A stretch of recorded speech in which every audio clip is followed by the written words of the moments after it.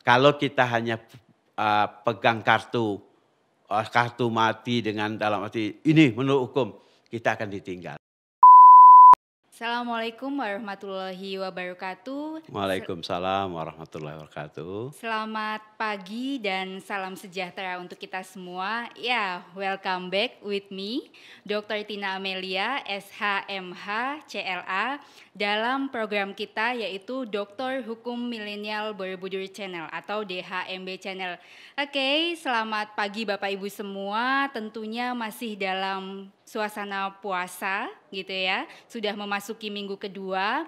And today really special day karena saat ini saya kedatangan tamu yang juga sangat spesial. Beliau adalah doktor hukum pertama di program Doktor Hukum Universitas Borobudur. Mari kita sapa, and this one is one of my best friend di sini. Saya sapa langsung. Selamat pagi Pak Dr. Umar Aris SH, MM dan MH. Selamat pagi Pak. Selamat pagi Bu Dr. Tina. Oke. Yang saya banggakan. Makasih atas undangannya Mbak.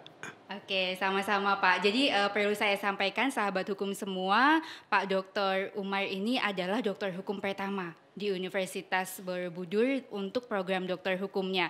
Kemudian beliau saat ini menjabat sebagai Kepala Badan Penelitian dan Pengembangan Perhubungan atau pejabat eselon 1 di Kementerian Perhubungan.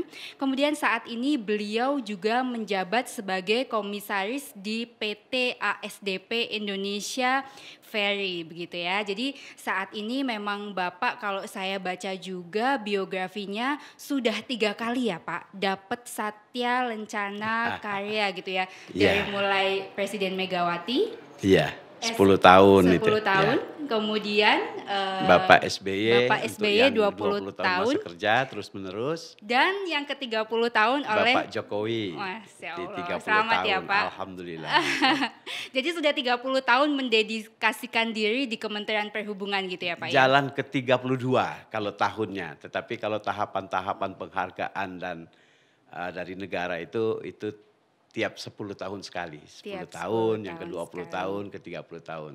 Oke. Saya bersyukur alhamdulillah Bu Tina dan para pendengar atau penonton karena tidak mudah juga itu melalui suatu yang namanya karir di kementerian sebagai aparatur sipil negara atau PNS itu melalui suatu perjuangan dan doa.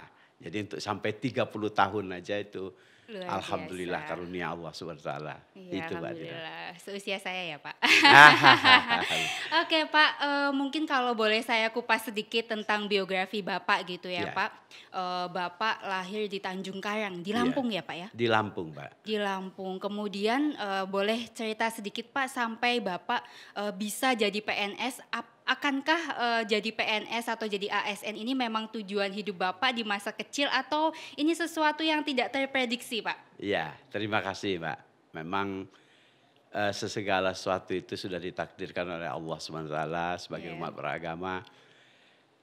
Saya lahir di Tanjung Karang, 20 Februari 1963. Dan latar belakang orang tua saya dari suku Minang, Minangkabau.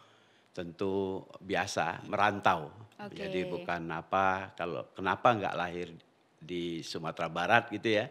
Nah, mungkin karena orang tua saya merantau. Merantau ketika itu merantau pedagang-pedagang kecil. Pendidikan orang tua saya relatif juga S1 pun tidak. Tapi itu pendidikan formal. Tapi pendidikan informalnya, pembentukan karakter itu saya tidak rasa syukur kehadirat Allah dan kedua orang tua saya, Al-Fatihah untuk beliau. Saya banyak ditempa sikap, karakteristik, kejujuran, ketulusan, keikhlasan itu banyak saya timba dari bapak saya. Orangnya baik sekali, tidak pernah seumur hidup saya tidak pernah memukul gitu yang saya ingat banget. Tapi selalu menasehati dengan kasih sayang. Sebaliknya ibu saya orangnya tegas, prinsipil. Sebaliknya ya. Sebaliknya, tapi tidak pernah marah juga, tapi sangat dengan kata-kata yang pedih untuk disiplin itu adalah dari ibu saya. Saya ingat persis. Nah, yang saya mau katakan adalah kita merantau itu bukan karena beliau ABRI atau TNI gitu ya. Itu memang dagang. Orang Sumatera Barat itu lihat dagang disesuaikan dengan situasi kondisi. Sejak lahir sampai di sana tahun 71-an ternyata itu suasana dagang mungkin dalam kacamata beliau sudah tak sesuai lagi di sana. Maka dirubahlah rantau. Jadi merubah hijrah ya. Hijrah Ke Jakarta. ke Bengkulu. Oh, ke Bengkulu Saya ke dulu. Bengkulu. Oke. Mungkin kawan-kawan saya mendengar di Bengkulu Selatan. Itu pun karena mencoba untuk peruntungan di sana. Itu orang Sumatera Barat begitu. Coba dagang di sana. Saya mulai ke sana tahun 1973. Itu biasa. Kebiasaan dari orang Minang tuh kalau ingin merubah rantau itu dia balikin dulu kita ke Padang. Saya sempat juga sekolah sekitar 1 tahun di Sumatera Barat, khususnya di Danau Maninjau itu. Berarti, mohon maaf saya potong, berarti sampai akhirnya jadi PNS ini pada saat... Belum, ini belum sejarah masih panjang ya? lagi. Jadi setelah ke Padang, ada pula rantau yang menurut bidikan beliau itu ada lebih cocok lagi. Pindahlah kami ke Bengkulu tahun 1973. Oke, ke Bengkulu. Bengkulunya tepatnya di Bengkulu Selatan, di Mana orang sana bilang itu. Nah, sampai di sana, disitulah saya lama, Mbak. SD tamat di sana, SMP tamat di sana juga, SMA tamat di SMA Negeri Mana itu, Bengkulu Selatan. Nah, setelah perjalanan biasa, orang tua saya tetap berdagang, konsisten, beliau juga ya sesuai dengan kemampuan dan naluri beliau memang dagang. Tapi yang saya katakan tadi, prinsip-prinsip kedisiplinan, prinsip-prinsip pembentukan karakter itu saya peroleh dari kedua orang tua saya. Belum yang lain-lain. Setelah tamat itu saya pergi ke bercerita ini, kemana ini. Pasti kalau orang dari Bengkulu itu sasarannya 2 yang saya tahu. Pertama ke Jogja dengan segala sejarah kota pelajarnya. Kalau enggak ke Padang. Kalau enggak ke Jogja ke Padang. Gitu ya. Cerita saya setelah tamat SMA, saya mau ke Jogja. Udah ke Jogja, Pak. Sampai di Jogja, ini sekedar boleh saya terusin cerita ya. Sampai di Jogja, belum. Sampai ke Jogja kita pelajari. Waktu itu kita kenal dengan istilah tamatan SMA 82 tuh proyek perintis. Perintis 1 apa, perintis 2 apa, perintis 3 apa, perintis 4 tuh IKIP CS. Nah sudah saya cita-cita saya memang ingin jadi sarjana hukum. Walaupun bapak ibu saya juga tidak berlatar belakang hukum, kakak-kakak saya tidak ada yang berlatar belakang hukum. Tapi ini adalah senang aja. Muncul aja. Dengan naluri pertama gitu ya. saya pengen jadi hakim dari kecil. Hakim jadi ya. Walaupun saya tidak punya latar belakang siapapun. Nah setelah sampai di Jakarta dengan segala perjuangannya, ketemulah kakak saya, ponakan bapak saya, jasa baik beliau. Dia bilang di sini aja. Di Jakarta aja, padahal di otak saya Jogja. Sini aja, kalau di sini kan kami ada yang mengawasi. Di Jogja kalau si Umar itu sendirian, ya khawatir dia masih muda, tentu tidak ada yang mengawasi. Ya sudahlah, dengan segala sejarah panjang, kuliahlah saya di Jakarta ini. Di Jakarta sampai S1, ini sebelum ASN ya, sampai S1, tamatlah saya tahun 1988. Tamat berjuang juga sekolah. Saya mencari pekerjaan. Mencari pekerjaan sambil iseng-iseng, bukan iseng-iseng, memang ada kebutuhan saya mengajar. Bayangkan jadi Mbak, sambil mengajar ya. Saya 1982 tamat SMA, 1983 saya sudah mengajar di beberapa SMA di Jakarta. Itu bukan hanya hobi, ada kebutuhan hidup juga. Saya dapat honor, dapat tambahan-tambahan rezeki di samping wesel dari orang tua saya. Tamat tahun 88, nah berjuang lagi. Cita-cita saya seperti yang saya katakan, saya pengen jadi hakim. Ternyata setelah saya tamat itu tidak ada pembukaan hakim. Ada di kejaksaan, tapi itu pun ketika itu hanya untuk ijazah SMA. Padahal saya sudah menyandang sarjana hukum. Sudah berjalan, coba tes sana sini, ada yang lulus, ada yang nggak lulus, ada di swasta akan ditempatkan di luar Jakarta. Saya timbang-timbang biarlah saya Jakarta. Alhamdulillah saya diterima di salah satu kementerian yang hingga saat ini saya mengabdi di sana sudah 32 tahun.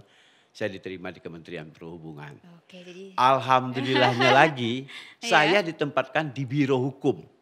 Jadi sesuai masih dengan cita-citanya sesuai dengan ya. cita-cita. Masih on the track ya Pak. Masih buka-buka buku KUHP, KUH Perdata dan peraturan perundang-undangan terobati. Enggak jadi hakim. Ya. Saya sana. Siap Itu Pak. karir saya dari tahun 19 masuk 89. Tamat 88 Allah sudah menjanjikan saya 89 masuk di sana. Ditempatkan di Biro Hukum. Jadi merasa sangat beruntung karena walaupun tidak jadi hukum tapi masih di bidang hukum gitu ya Pak ya. Iya. Oke, 3 kata Pak. Suka dukanya. Sukanya dulu deh Pak di Kementerian Perhubungan, 3 kata aja. Sukanya sesuai dengan latar belakang pendidikan saya. Oke, yang kedua sering bepergian mungkin ya Pak. Sesuai dengan latar belakang pendidikan, kemudian tersalurkan bakat-bakat dan ilmu saya dengan latar belakang hukum karena di sana lebih banyak diizinkan untuk berpendapat, mengemukakan pendapat. Jadi sesuai banget. Sesuai. Mungkin yang tidak sukanya, mungkin bukan tidak suka tapi yang ya pasti ada suka dukanya lah. Dukanya apa Pak? Jujur saya katakan, saya nggak berbahasa basi, nggak berretorika, saya tidak menemukan tidak sukanya. Itu tergantung keikhlasan kita, niat kita, dan kita mau apa. Karena latar belakang saya juga orang tua yang tidak relatif mampu gitu ya, tapi punya karakter, saya suka terus itu. Kalau disuruh datang jam 8, insya Allah setengah 8 karena udah terbiasa ngajar, saya lakukan tepat waktu itu. Dan disiplin terutama. Kemudian Pak, kalau kita sedikit bahas nih Pak, Bapak kan udah 32 tahun berkiprah di Kementerian Perhubungan. Kalau boleh saya tanya spesifikasi atau keahlian khusus Bapak terkait dengan bidang hukum ini sesuai juga dengan pekerjaan Bapak. Jadi mungkin dengan disertasi Bapak juga, saya bisa menyebut Bapak ini sebagai ahli hukum di bidang hukum perhubungan. Mungkin begitu ya Pak ya? Di Kementerian Perhubungan saya pelajari di sana tidak bisa hanya satu jurusan saja masalah hukum. Kita akan mempelajari dengan sungguh-sungguh hukum yang sifatnya teknis karena isi di Kementerian Perhubungan itu terdiri dari orang-orang teknis, ekonom karena dia adalah akan mengatur bagaimana secara teknis keselamatan dan keamanan transportasi, tetapi bagaimana juga dia sebagai pemicu masalah perekonomian di Republik Indonesia ini.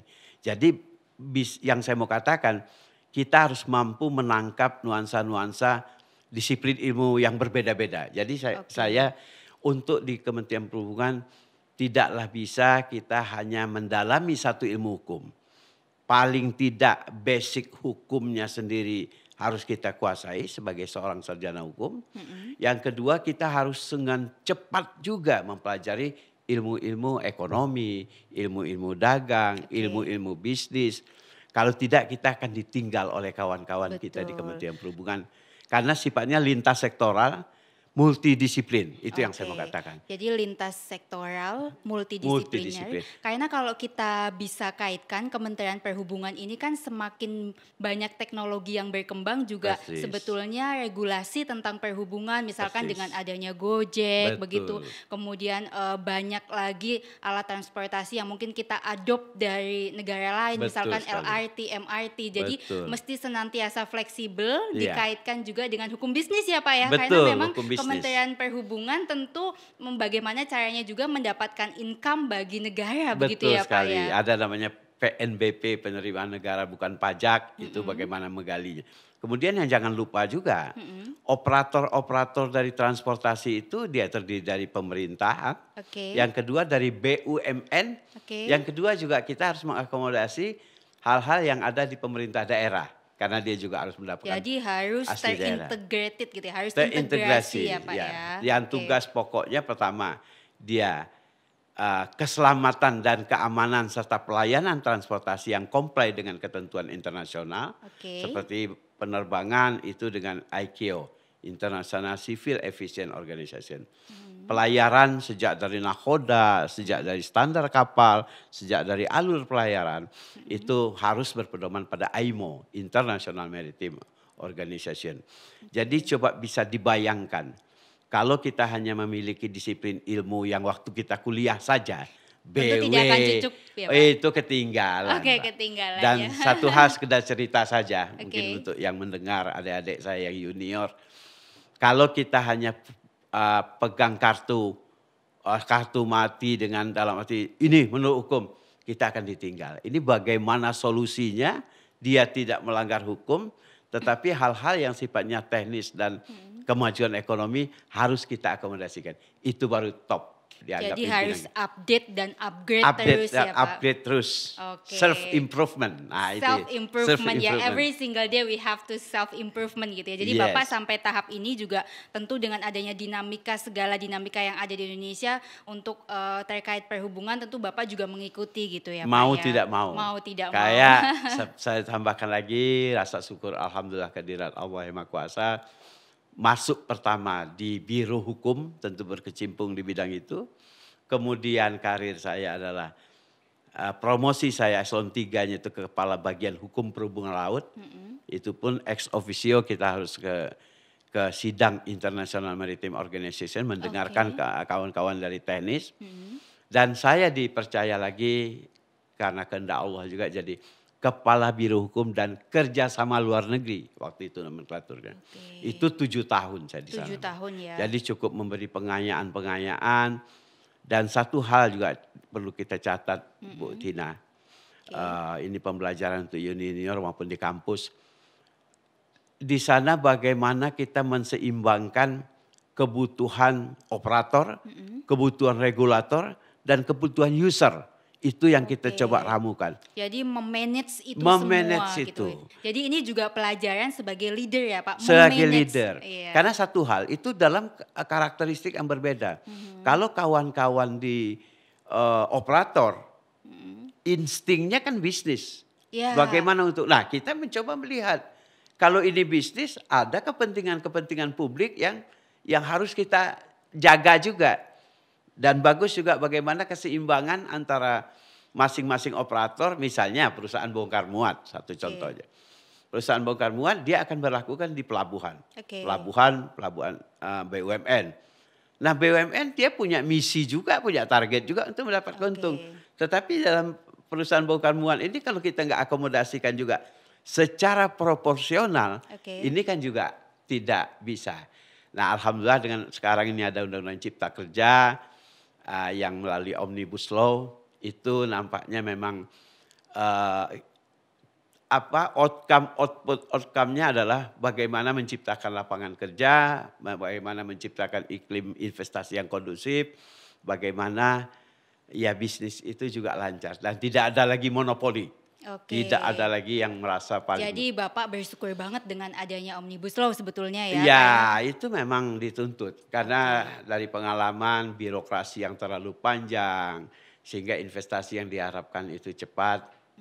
Itu menjadi kurang cepat. Itu gagasan Bapak Presiden yang luar biasa. Saya lihat. Jadi 32 tahun itu enggak cuman mengenai hukum, tapi bagaimana mengelola psikologik dari masing-masing baik user, regulator maupun bagaimana juga mengemasnya tetap menjadi bisnis yang juga baik, tapi bisa dibungkus dengan hukum yang juga baik gitu ya Pak ya.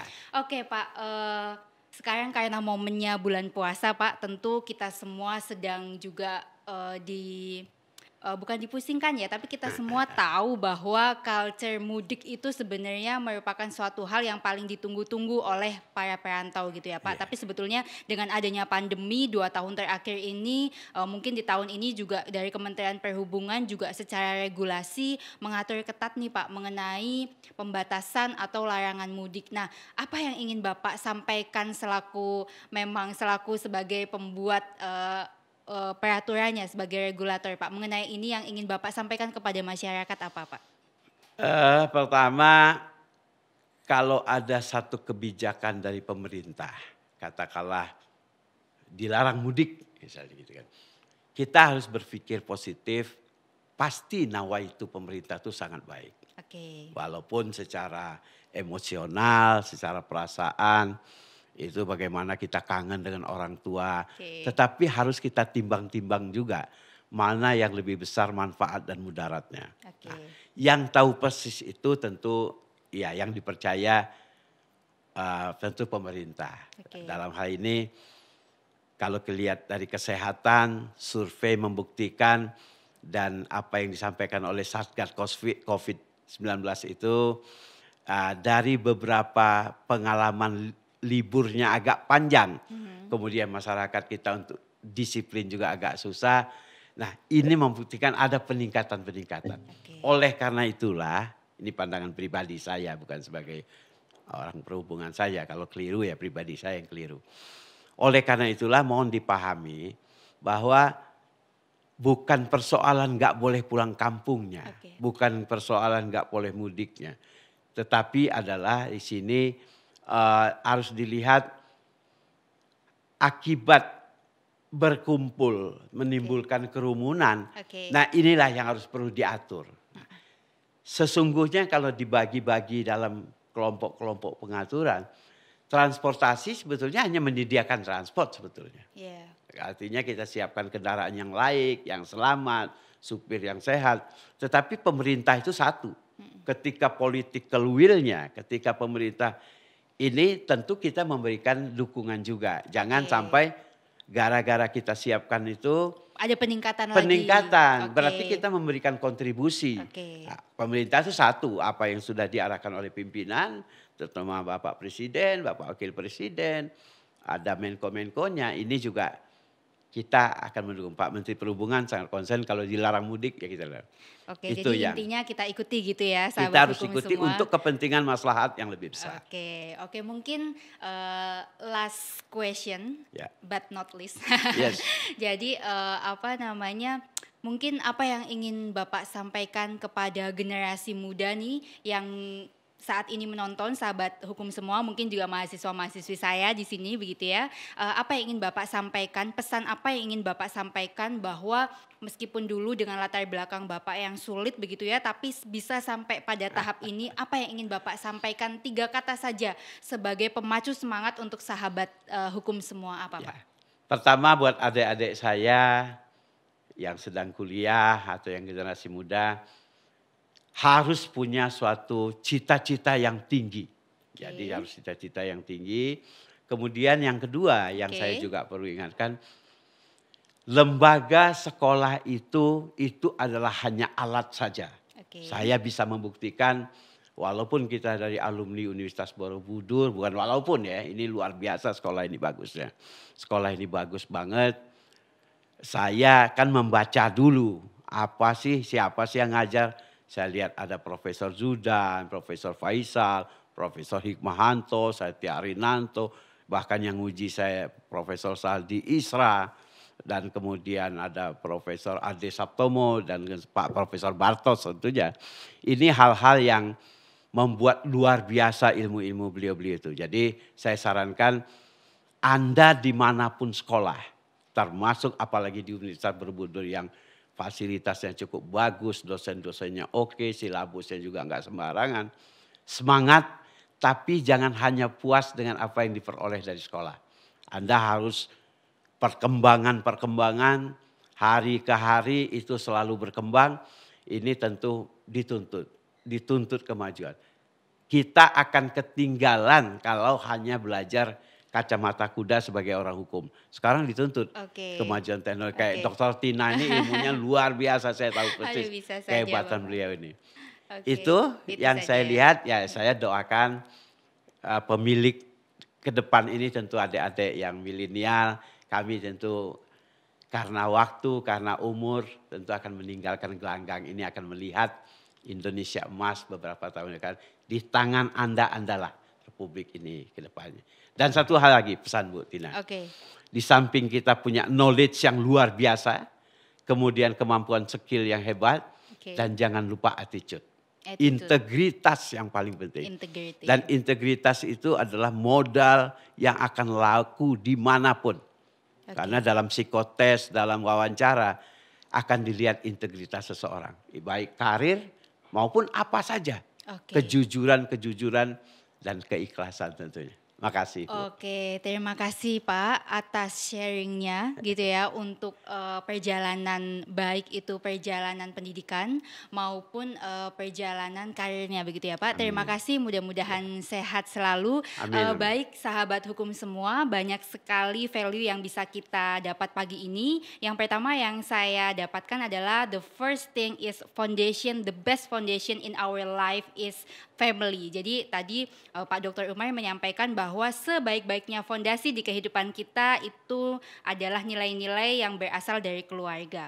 Itu yang pertama. Kemudian anything is possible, tidak ada yang tidak mungkin selagi tadi punya kemauan yang baik, juga punya integritas yang baik. Akhir kata mudah-mudahan channel ini bisa memberikan nilai manfaat yang baik begitu ya. Saya ucapkan terima kasih. Kemudian mudah-mudahan teman-teman semua jangan lupa baik di Kementerian Perhubungan maupun untuk semua viewer yang lihat jangan lupa like, subscribe, kemudian komen dan share agar channel ini bisa berkembang lagi dan memberikan kemanfaatan yang lebih banyak. Sampai ketemu di episode berikutnya. Wassalamualaikum warahmatullahi wabarakatuh. Salam hukum. Waalaikumsalam warahmatullahi wabarakatuh.